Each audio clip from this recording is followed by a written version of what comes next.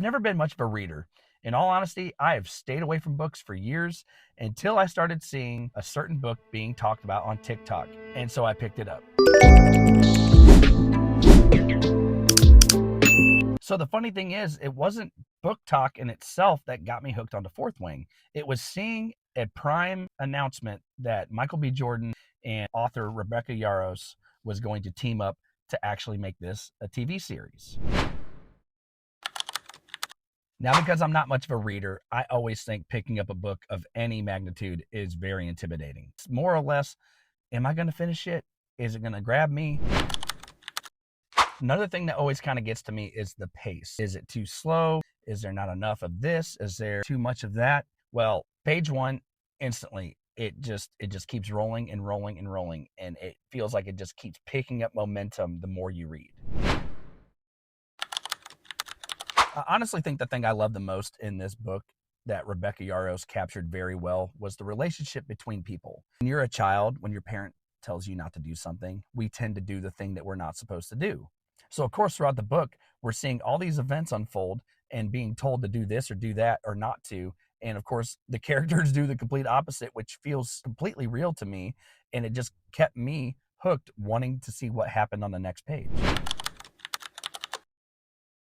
I am a lover of like the medieval meets fantasy mesh. It's just a very enriched, bewildering environment to just lose yourself in. So I always loved Game of Thrones. Lord of the Rings, play hours and hours of Skyrim and Oblivion. Something about that kind of world where you get this almost medieval fantasy duality, and it just captivates me. I can just lose myself into that realm, and I feel like Rebecca Yarros did such a good job at portraying that world in this book.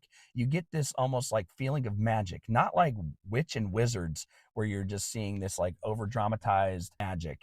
It's almost like it's a natural law, it's something that occurs throughout every living being.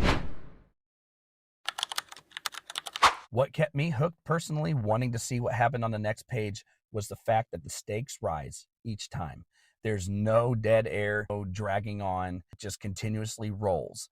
Rebecca Yarros did such an amazing job at keeping the pace moving. Almost like you start off with a walk, a jog, faster paced jog, then you start running, you full sprint. So it's like this gradual climb of constant motion.